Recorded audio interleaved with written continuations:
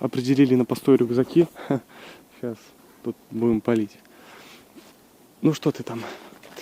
Сырой лес. Кстати, я тоже, кстати, интересную штучку принес. Тебе понравится, я уверен. Вот такую вот тушенку решил попробовать. Взял вчера, ни разу не видел. И производитель Смоленская область, город Вязьма. Вот такая вот тушеночка интересная. Но единственный минус, на мой взгляд, здесь нету язычка. Вот гродненскую тушенку еще вторую банку взял. Вот она. Здесь язычок есть. Я ее пробовал, она классная, мне очень нравится. Пришел за хворостом для костра, и тут вот наткнулся на еще такой один глубочайший окопчик. Вот, блин, не знаю, это может под какую-то артиллерию. Здесь очень большое было количество артиллерии, но я знаю, что оно в районе реки Лучоса стояло. Вот, они там где-то 3 часа 15 минут бомбили немцев, сидящих в Витебске. Вот, и поэтому, я не знаю, к этой стрелковой дивизии было что-то прикреплено или нет. Ладно, я сюда не за этим пришел, буду что-нибудь искать. Влажное все. Найдем что-нибудь сейчас по-любому. Я вот смотрю, Женя тут костерок запалил, а я вот такую вот фигню чищу. Там оно, не полностью промыкает, а только частично. Вот, и сейчас я ее, почищу, подкину. Это, конечно, долго, но, тем не менее, действенно. Женя елку начал подкидывать. Конечно, будет коптить, сейчас дыма будет дофига. Кстати, ты в курсе, что мы недалеко от дороги? Ладно. Так, попробовал эту тактику чистки. Вот так вот просто чищаю вверх вот этой вот ерунды, а там низ уже сухой получается. Все, оно вот сухое полностью. Только верхний слой влажный. Тут надо только немножко. Еще вот такая палочка получается. Она сухая, все сухое обломал. И чистил кору.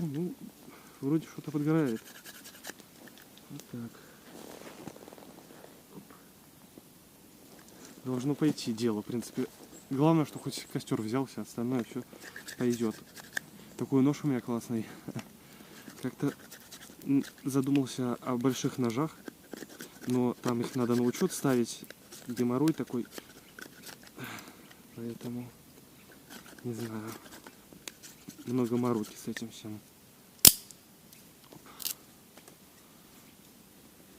Блин. Суховато.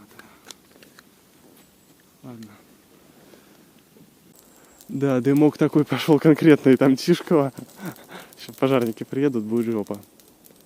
Ничего, они сейчас прогорят, вот чем плохо елкой топить, это вот именно дым. Оно прогорит сейчас, и все, дыма меньше гораздо станет. 2 Ролтона, и уже с углем смотрю, что там падает туда, и баночка тушеночки. Вот, и я так посмотрел, знаю одну фишку такую, что можно банки вот эти не вскрывать. Их просто ставишь на костер, они когда подогреваются, вот эта крышка верхняя, она сама вскрывается. Все, это значит готово. Вот, но я не стал проверять, мало ли какое последствие будет. Вот, просто читал про такое. Сейчас будем есть скоро. Уже вода закипает. Слушай, можно скоро, наверное, есть будет. Вот такой вот натюрморт походный, осенний. Здорово, конечно. Да, какой-то, знаешь, запашок странный пошел, честно тебе скажу. Ты же знаешь, как порох пахнет. Как порох пахнет, да, точно. Это мы думали, что тут воронка какая-нибудь, там, не дай бог, снаряд или патрон, то все, жопа будет. Кстати, смотрю, жирок выпаривается с тушенки. Сейчас уже я тут специально палочку подготовил. Оп. Сейчас. Вот такое вот ароматное дымное блюдо. Пускай еще немножко погреется. Хотя главное, чтобы там не сгорело. Снизу вот тогда будет говняно. Чего? Гренки точно. Женя тут походную гренку делает. Верный способ утилизации металлических банок — это вот такой вот способ в костер их бросать. Они вообще, не обгоревшие, за очень большое время прогорают. А вот после обжарки такой соответствующей, там покороче время проходит. Но они там практически под 0 могут сгореть. Вот. Такой вот у нас импровизированный обед получился классный. Ролтон. И вот смотрю, на тушеночку трогать боюсь. Она, наверное, горячеватая. Смотрю, там морковочка есть.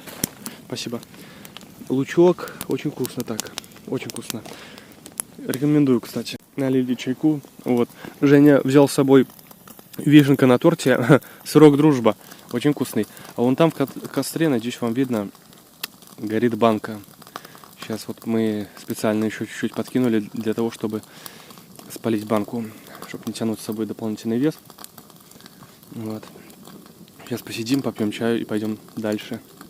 Еще будем выбираться потиху из леса, выходить, пойдем в сторону Тишкова. А там посмотрим, может не на Пушкаре, может на Вороны пойдем тогда. Яблоньки, вот это вот сад какой-то такой, как говорили, что он аномальный, и он вымер в один момент, но на самом деле все это фантастика. Вот лес, с которого мы вышли, такой вот еловый лес, тянется долго, ну, на большую дистанцию. А вот там уже Тишка, водонапорка виднеется, и первые дома, надо пару кадров сделать. Все, входим в Тишково, вот такой вот участок, здесь дороги, подожди, Жень, да я покажу. А вон там, в той стороне, вдалеке виднеется поселок Вороны. Я вот хотел еще сказать, что по поводу этого леса, что этот участок много раз переходил из рук в руки. То немцы наступали, выбивали наших, то наоборот получалось. Кто-то и рассказывал мне, кто не помню. Но много там кто погиб в этом лесу. И там, ну, жестко достаточно было все это. Вот, сейчас идем по центральной улице Тишкова. Такой вид, достаточно красивая деревня. Ну, в смысле, душевная. Такая атмосфера осенняя чувствуется. Идем в деревушку Остряне, которая находится на вон том холме противоположном. Вот, пока что покажу вам вид. Вот Тишково осталось позади уже. Вот поля, леса. Тут такие смешанные леса в основном. Нету тут каких-то боров сосновых. Все в основном такое. Вот, сейчас спустимся и потом снова на подъем. Такое, ну, место интересно, хочу сказать. Вот эта дорога старинная просто. Можете посмотреть, как асфальт потрескался. Трава такая, сено уже лежит. И вот тут вот где-то просветление там. И лесок вот этот голый полностью. Все просматривается, холмы вот эти. И тут уже начинается за вот этим поворотом деревня Остряне. Идем. Вот начались горяне. Уже линии электропередач так потянулись. Ну тут еще ничего не видно. Сейчас там крюк получится, вот там, где вон те деревья стоят. И мы пойдем в ту сторону уже, в другую совсем. Вот, а тут прямо дорога пойдет на деревню Обухово. Такая деревушка там дальше тоже на одной линии с Пушкарями расположена. Такая интересная постройка, и в ней дерево проросло. Вот туда тянутся горяне, вот эти поселок. И вот смотрю, там где-то вдалеке, вам не видно, там через деревья, тонкая прослойка неба светлого. Вот я как раз не зря фотик взял, хочу сфоткать. И можете посмотреть, какое небо такое интересное. Оно вот синевой. Хочется распогодиться все-таки. Ну, я вот этот вот в смысле, полоску сфоткаю немножко подальше. Уж очень-то классный кадр. Я шел тут недавно по городу, смотрю, думаю, блин, фотика нету, так бы сфоткал. Ну, сейчас хорошая попытка будет. Немного ошибся. Дорога на Обухово вот туда, направо, там еще пару деревень, но там тупик. Я пару раз ездил, но ничего показывать. Вот тут за кладбищем будет поворот налево, и мы пойдем. А прямо там на другую часть деревни будет.